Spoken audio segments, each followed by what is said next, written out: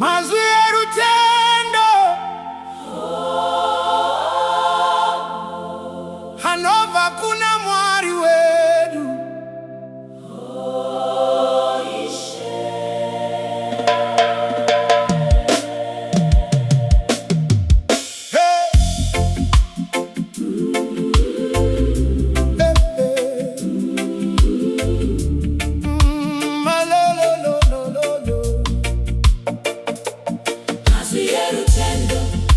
Hanova kuna mwari wedu.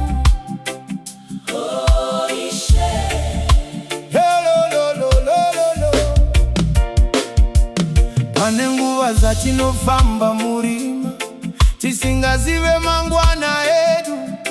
Moyo uchiremerwa nemibvunzo, misodzi chiyerera pachivande.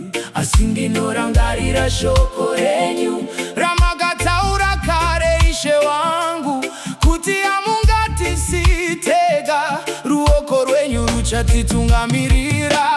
Mazu ya Rutendo, Hapere simba mwari wedu. anoramba ripo, kana nzira Tikaoma pamberi pedu, tinofamba nekutenda. Mazu ya Rutendo, Anotipa simba pakati pemiedzo yenyika ino, chinobata chipikirwa chenyu. nokutimi hamuchinjie.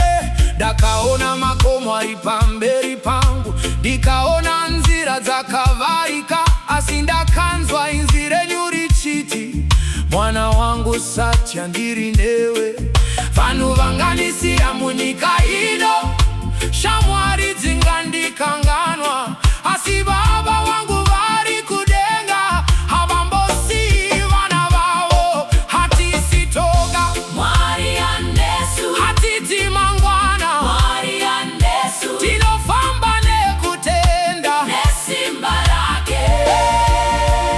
Oh, mazu ya Rutendo, hapere simba Mwari wedu, anoramba ripo, kana nzira tikaoma pamberi pedu. Tinofamba nekutenda.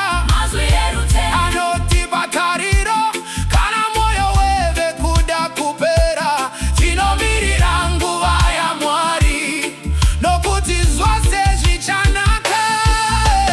kana ndichichema munovapo, Kana ndichirwadziwa, munondisimudza.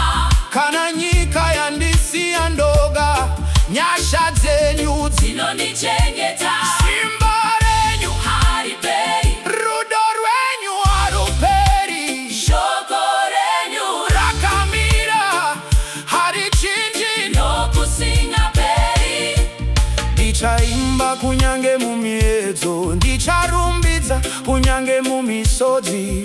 Nokuti ndinoziva Mwari wangu achapedzisa zvakatanga. Mazu ya Rutendo,